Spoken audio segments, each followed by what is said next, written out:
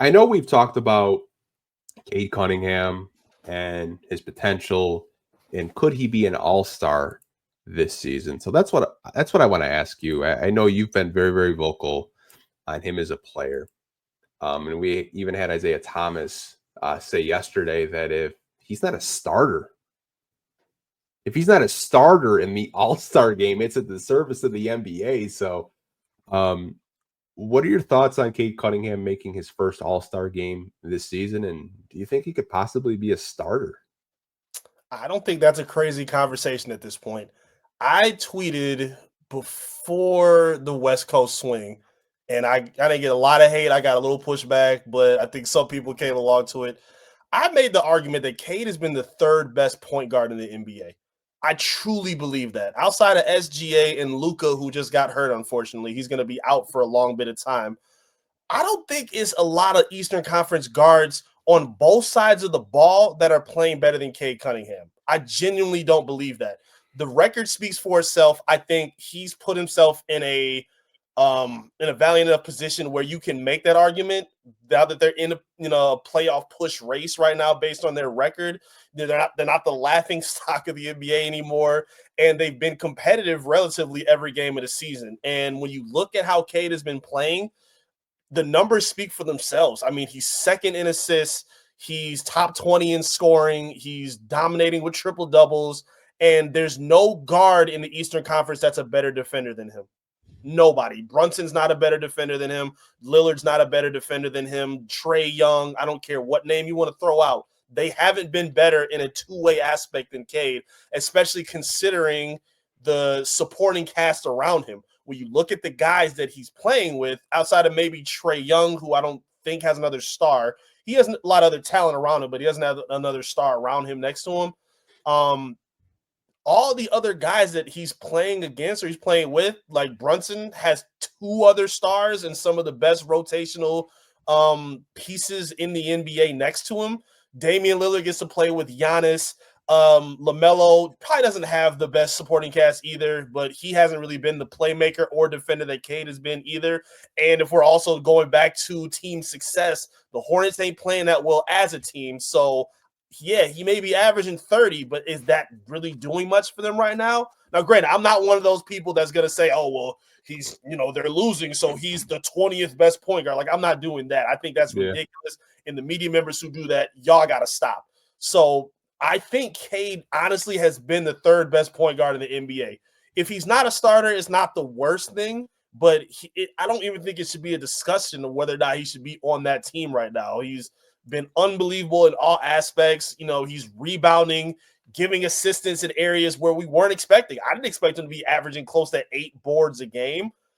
Granted, when you have Stewart, when you have Duren, when you had Asar, like when you had these energy guys and these big bodies that are, supposed to be, great at rebounding, even Tobias, so sometimes he can be a pretty good rebounder. So I didn't expect Cade to be as active this year on the glass as he has been. So, considering that, his playmaking, and again, the playmaking where his number 2 star number 2 player next to him is not really solidified yet. Some nights it's Ivy, some nights it's Malik Beasley, who was a cast off, and he's now being reinvented and, getting that rejuvenation in Detroit. So considering all of that, his degree of difficulty, his talent, his production, stepping into with his third coach in his 4th season, I think all of that has to be considered. I don't think, Brunson or Lillard averaging more points, and it's not really even that much of a difference. I don't think that's enough to clear them and say they've been playing better than Cade Cunningham. I just don't think so.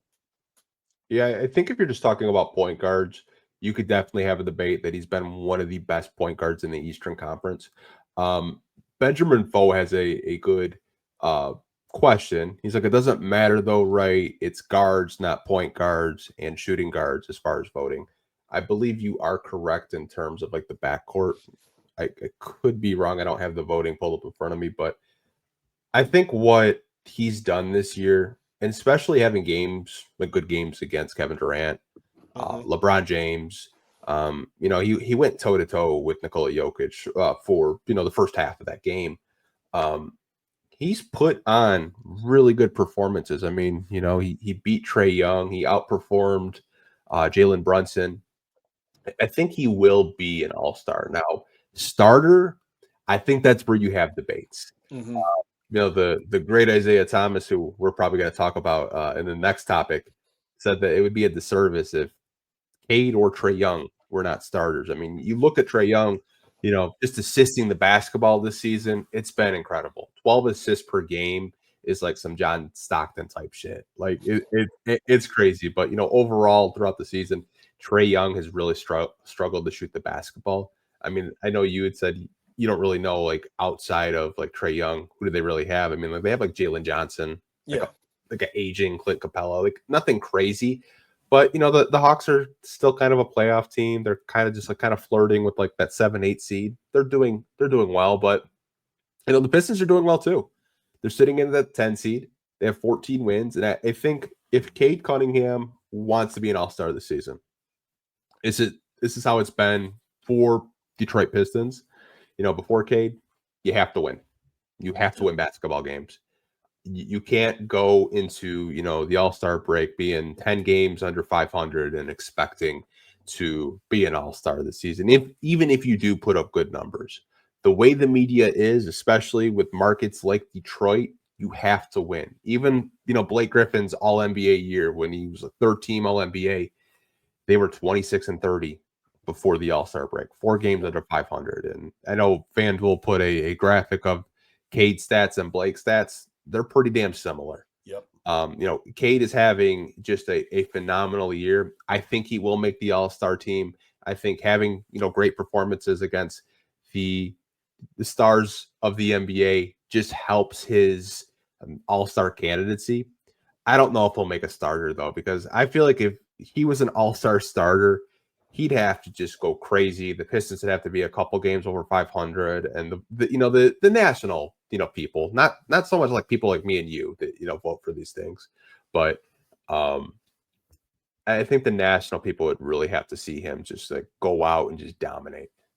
Yeah, that's been the benefit of doing what he's been doing in terms of this past week, because he didn't just outperform. Like, I know KD had a 40 ball, but like the Pistons won, and a lot of Cade's production came when Kevin Durant was guarding him.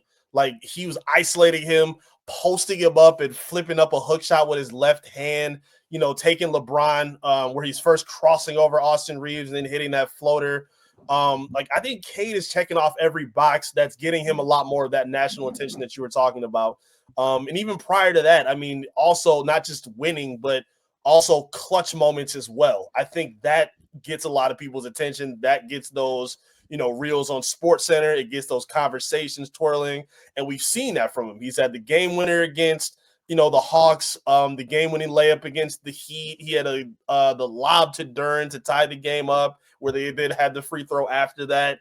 Like, he's checking all these boxes. And a lot of these wins and these productions that they've seen are because of him. A lot of these other teams, like, again, sometimes you could have a night where Brunson is giving you maybe just 15 a game and maybe he's had like 6 points because, Cat is going off for 30, or we just saw Mikal Bridges go for 40. Same thing with Giannis, in Milwaukee. Like, there are nights where maybe Dame doesn't have to be the guy because Giannis is leading the league in scoring right now.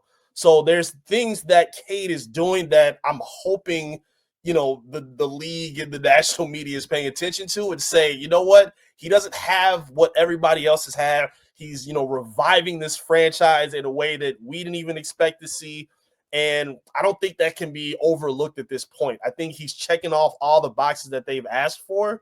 And again, since the wins are now there, they're not just outside of the play-in race. If that was the case, it would be a much tougher discussion. It would probably be where he would get that same rookie of the year treatment of, oh, well, you're putting up these stats, but what is it getting you? They're in that race now, and the East is not getting much stronger from this point. So if they can build some runs, probably go on another 3-4 game stretch where, they're, beating up on, contending teams, because that's, I think, worth talking about as well. They're not just playing the Hornets every night. They're not just playing the Wizards, no disrespect to them, but they're beating teams that are playoff caliber or championship caliber on the road. Like, that has to count for something. So, no, Cade, I think if he continues at this pace, it should be a no-brainer that he's an all-star.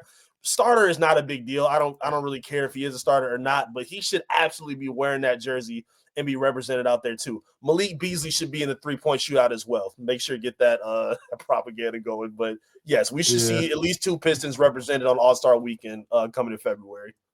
Yeah, shout out to Threesley. He definitely deserves it. He's gonna shatter Sadik. He's gonna shatter Sadik Bays' record. No question.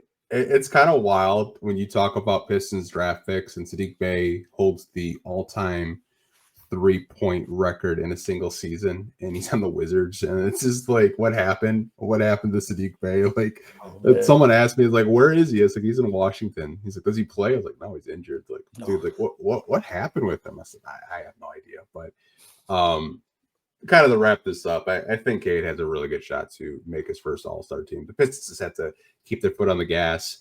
I mean, you ended December 5-5, playing 500 basketball, and if you looked at their schedule in December, they had to play the Celtics twice, the Heat, and they went on that West Coast trip.